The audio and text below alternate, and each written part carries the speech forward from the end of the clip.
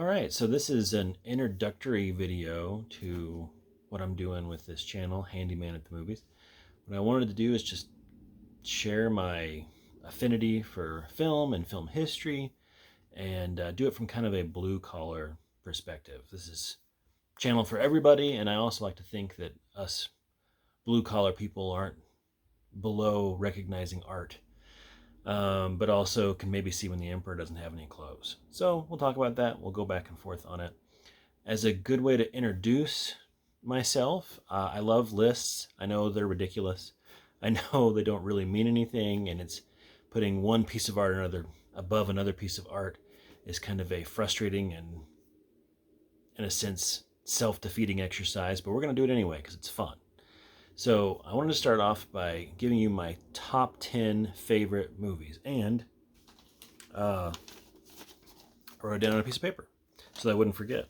And we can talk about each one of these, just a little getting to know you kind of a thing. Number 10 on my list of favorite movies of all time from 1982 is Blade Runner. This is an example of a movie that I saw when I was in my 20s and could not get through. I thought it was too boring.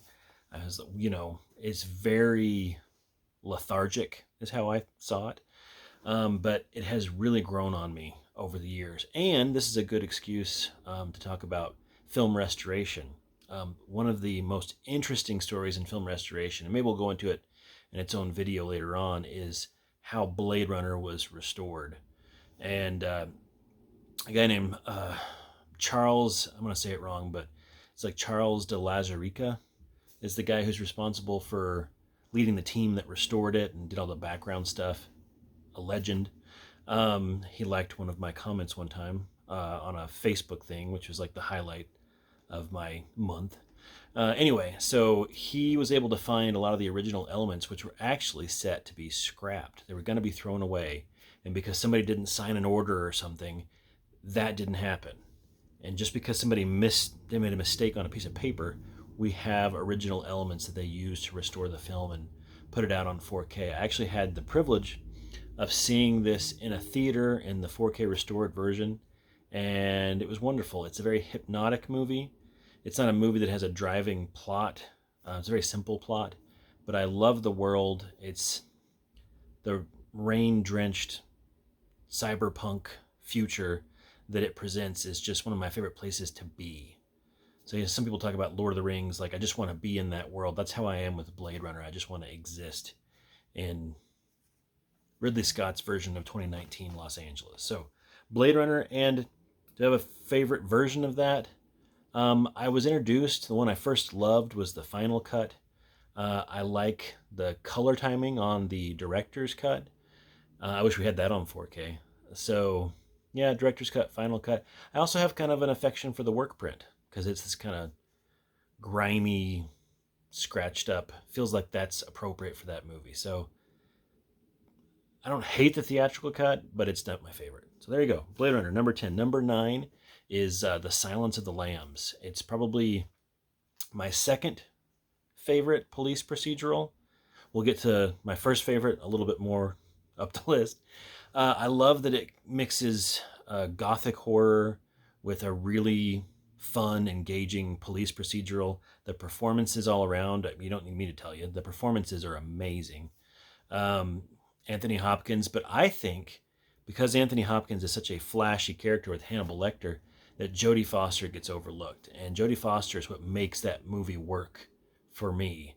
I'm from a southern rural part of the country, and even though I've lost my accent, but I really appreciate how subtle she is with some of the things that one takes when somebody grows up in that area of the country. And then a lot of the movie takes place in those parts of the country, so I really appreciate that feeling. It's like going home watching that movie. It's a perfectly paced movie too. And yeah, there's just not much to say about it. It won a bunch of Oscars. Everybody knows it. It's not like it's an obscure film, but I just do love it. And I think the one thing I'd take away from that movie is that Jodie Foster doesn't get enough credit for why that it works. Number 8, and this goes more onto the... Actually, there's 2 more police procedurals. I like police procedurals. Is The French Connection. from 1971. William Friedkin's movie with Gene Hackman playing Popeye Doyle.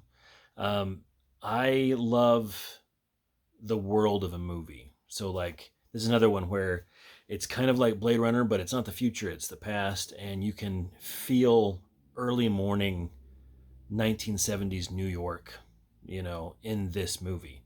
You can smell it. You can feel the breeze. It's like time travel, and it's also all wrapped up in a really exciting police procedural. The thing I love about it too, it is not a clear cut good guys bad guys movie. A lot of the things that Popeye Doyle does, Gene Hackman's character, are reprehensible.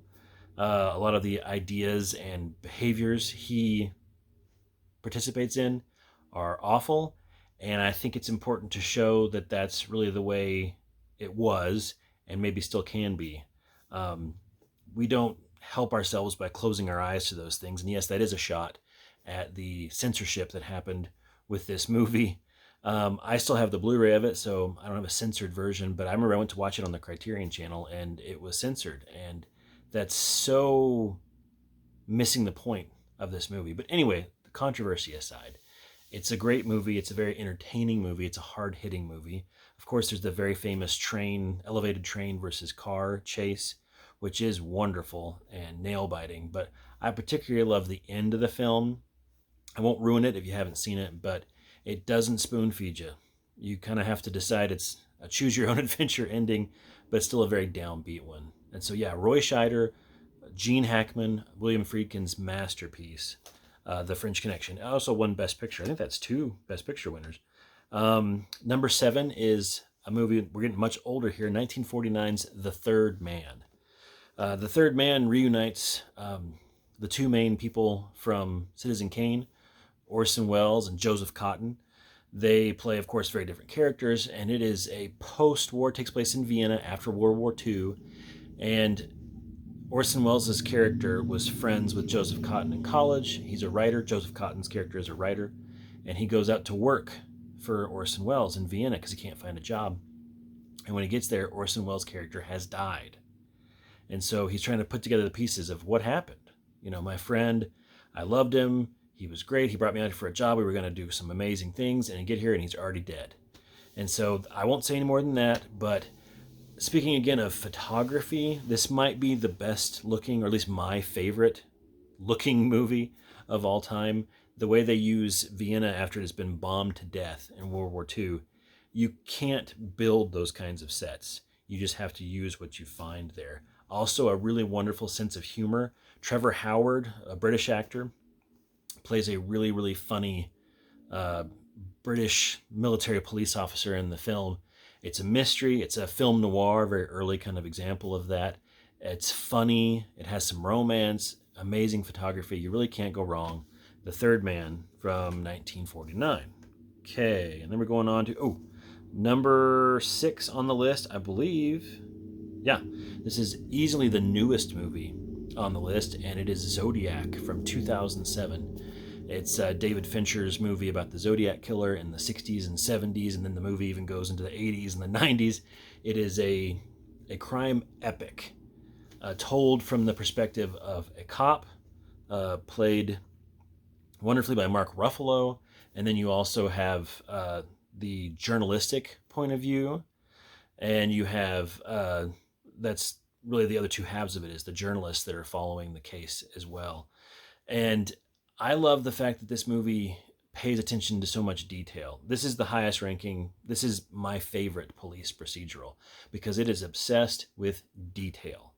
It is all about detail. So you're following Jake Gyllenhaal's character, who is Robert Graysmith, a real person who wrote the book that Zodiac, the movie, was based on, and he is a cartoonist. And he's working with Robert Downey Jr.'s character, who is the actual crime reporter, and they're chasing things down while working with Mark Ruffalo, who's the actual police officer attached to the case. The thing that works about this movie, there's lots of things that work, but the thing that really works is Jake Gyllenhaal's character is inserting himself because he is just obsessed. He doesn't have anything officially to do with it. And that's why even when everybody else puts it aside, he continues on with it. And to watch his life disintegrate as he cannot let this go is really interesting. And the trick the movie pulls is it gets you, an audience member, as obsessed with the case as him. So, for example, there's a scene where our prime suspect shows up. He's going to be interviewed by the police. And as he's walking in, the camera doesn't have to do anything except for show you things. He's shuffling. Oh, okay. What we learned earlier, one of the details is he had a shuffling gait, this character, the murderer that we're looking for. He's also pretty tall. Okay. Stocky. Yep, we're following that. Oh, crew cut. Well, that doesn't match. So we're taking all these facts that we've learned. We're obsessed with the case too. And we're trying to, every time we see a suspect, okay, does it match? Check, check, no, check. Okay, well, maybe I could be. You become so engrossed in all the details and the minutia, just like they do. And yet the nice thing is when the movie's over, it doesn't have to ruin your life. You can just let it go, which Robert Graysmith could not do in the movie. So wonderfully photographed, very early digital movie. You're seeing a lot of very famous actors early on in their career doing great work, a wonderful soundtrack. I just can't recommend it enough. It is a movie that I have watched over and over and over again because I always get something new out of it. There's so many details. So yeah, there you go. Zodiac is number 6. All right, and we're in the top 5. Number 5 is The Apartment from 1960, Billy Wilder's masterpiece. I don't know what to say about The Apartment that hasn't already been said, but it's a comedy drama. And the things that I love about it is it doesn't skimp on either one of those. It is a very funny movie. It is also a very sad movie. The main character, whose name escapes me at this point, but he's a office worker at an insurance company, and he has to learn what it means to be a compassionate human being, because the title of the film, The Apartment, refers to his apartment, which is very close and in the city. And because he's not married, doesn't have a girlfriend, he lends his apartment out for rendezvous that his bosses are going to have with women that are not their wives.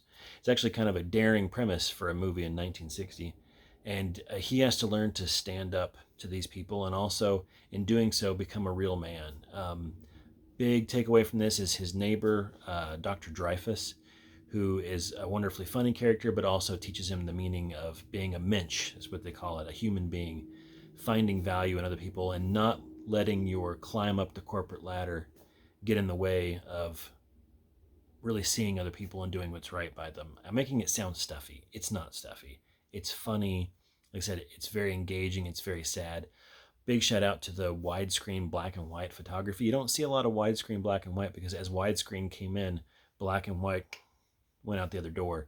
So I love when you have these two come together. It's just a wonderfully shot movie. Billy Wilder does an amazing job with it. So yeah, The Apartment from 1960, which I think also won Best Picture.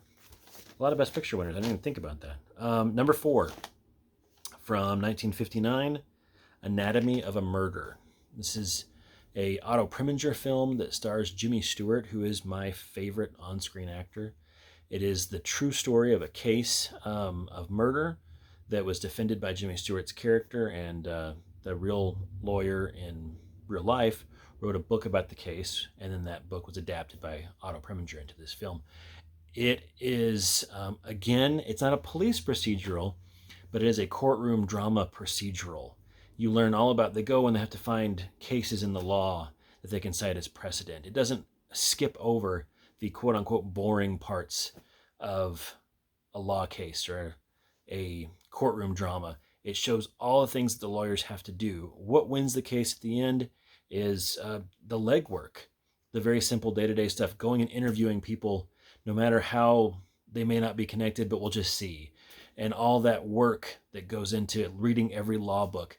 I think it's so endearing about this, and this is kind of where the idea of the Matlock character, the small country lawyer, came from, because Jimmy Stewart is very interesting, but the thing about his character is he turns on that small town country, oh shucks persona, and then you see behind that he is razor sharp, and he is lethal, and he will do whatever it takes to win these cases, but he puts off people, puts them at their ease by acting like he's just, oh shucks, you know. So really interesting to see Jimmy Stewart access both parts of his personality as an actor. That early, you know, Mr. Smith Goes to Washington oh darn shucks, all American.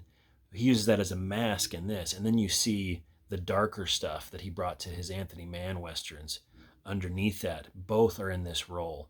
And if he hadn't had an amazing career that had such amazing roles in it, this would be the only time he shows up on this list. But he's going to show up again in a role that I think is even better. So that's a sneak peek for up the list a little bit. But I love Anatomy of a Murder. It has a wonderful jazz score. It feels very much of its time, but feels very shockingly modern because, again, they were very frank about some of the details of the case involved, and that got them in some trouble. Like Otto Preminger, who was used to that, I'm sure, and always courted controversy, really brings it to here. So Anatomy of a Murder, that is number 4. And as I said, you don't have to wait long for the other Jimmy Stewart movie on here. Number 3 from 1958, just the year before, Alfred Hitchcock's Vertigo. I love Vertigo. I love Kim Novak. I love Jimmy Stewart. I love Barbara Bel Geddes, who plays Midge in the film. Vertigo is, I think, Alfred Hitchcock's best movie. Again, like Blade Runner, I did not like it when I first saw it. I remember getting the bright orange or yellow or whatever. It was a very bright colored cassette from my local library and not getting through it. I was like, this is really boring. Like, he's driving around not doing anything. And now he's walking around not doing anything. But again, it kind of planted an idea, and I kept going back to it. Now, when I really connected with Vertigo, I actually got sick. I got the flu, and I had a high fever, and I went home. I think I was still in college at the time, and I went home just to sleep it off, and I had my laptop, and I was laying there watching Vertigo in the dark on my laptop with like 101-degree fever. And that movie became a fever dream, like a literal fever dream.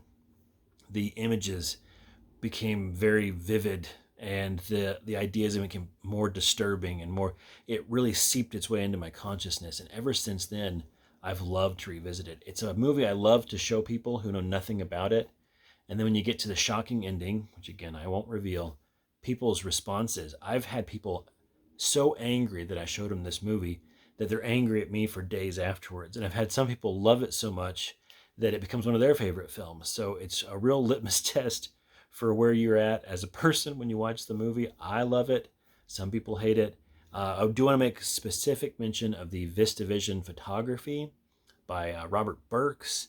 That VistaVision process, now that it's been restored all the way to 4K discs, and we can see it with HDR, just phenomenal. And that's not even the way I saw it where I fell in love with it.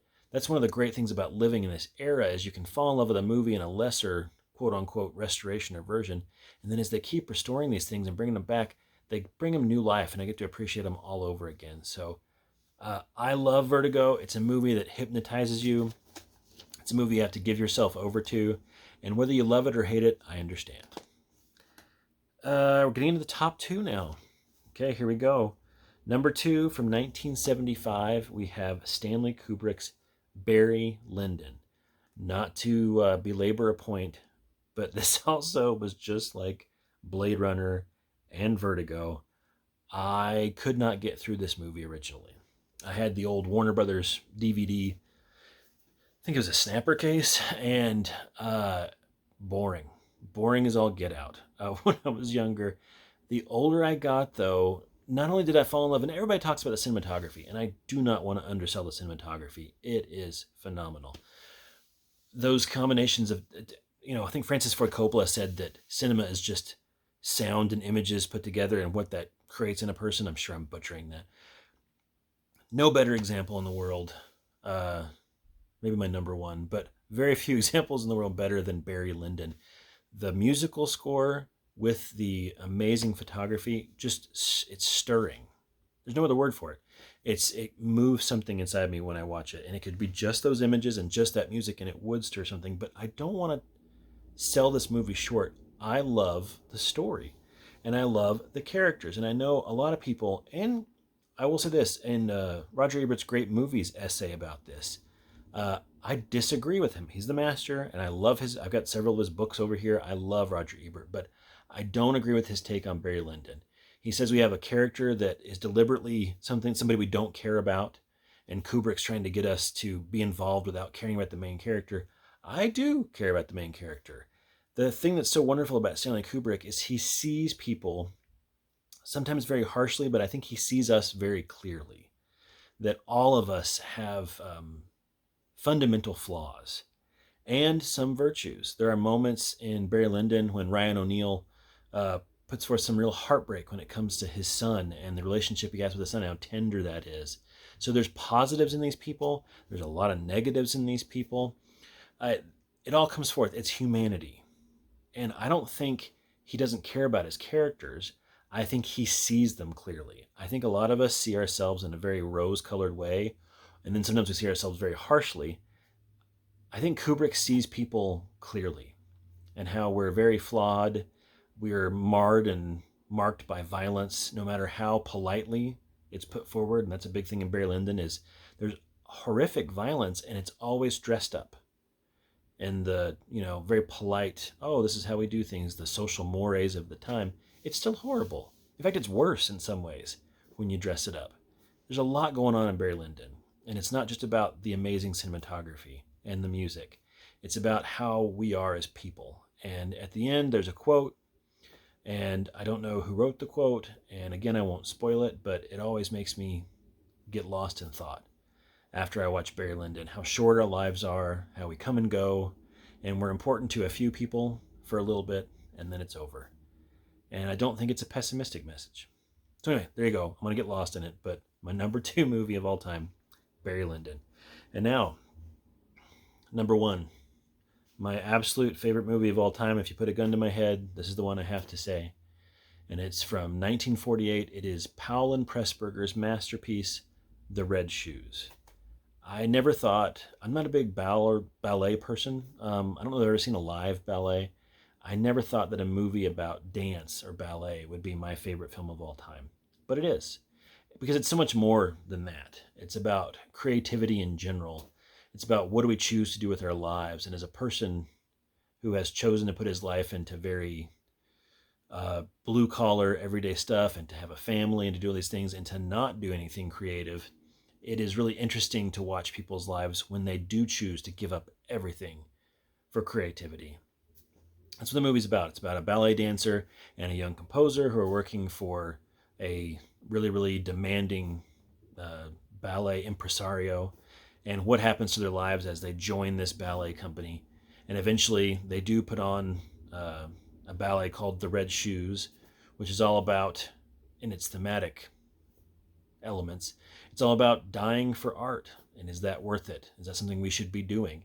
And I think the movie presents both sides of that. Now, the big things to take away from this movie are the performances. Anton Walbrook, who plays Lermontov, the ballet impresario, it might be my favorite performance on film. He's tortured, he's demanding, he's warm when he needs to be, but maybe it's always an act, I don't know. Anyway, he's captivating, and I absolutely love it. Norma Shearer plays the ballerina, and she was a dancer before she did this. It's amazing. It's an incredible performance. It's the performance of somebody who's been in front of a camera for many, many years, even though she hadn't. And then you add on top of that the sublime dancing, and it's fantastic. Going through also the 3-strip Technicolor photography is just, I remember Roger Ebert, again, refers to this as a movie that you bathe in. It's luxurious, it's decadent, the color that exists in here. And there is a big, in the middle of, I think it's 15-minute ballet section that is the ballet of The Red Shoes. And it sounds incredibly boring, sounds like it should stop the movie dead in its tracks, and yet it's transcendent. It takes you somewhere that you didn't think a movie could take you. That's the thing about talking about movies, is you can get into the details, you can get into what you like about it. At the end of the day, though, there's no substitute for actually experiencing the film. And once you've both had that experience, you and another person, then you can talk about it. It's the Matrix. No one can be told what it's like to watch The Red Shoes. You have to see it for yourself. Anyway, those are my 10 favorite movies, and just because I have some downtime when I'm going to HVAC classes and things, I wrote, I think, like a 200 movie list. I might have gotten rid of the second 100, but I have at least 100 movies here that I wrote down that are some of my absolute favorites. Those are just the top 10. I love to talk about these things. I love getting into the nitty gritty. I love disagreeing about movies. I love agreeing about movies. And I don't think you have to be doing something entirely with the arts to enjoy and appreciate art. At least I hope you don't. So anyway, thank you very much for watching this. It's just a little introduction to me and some of the movies that I absolutely love. I would love to hear about the movies that you cannot live without, that you revisit over and over again. And I will see you in the next video. Bye.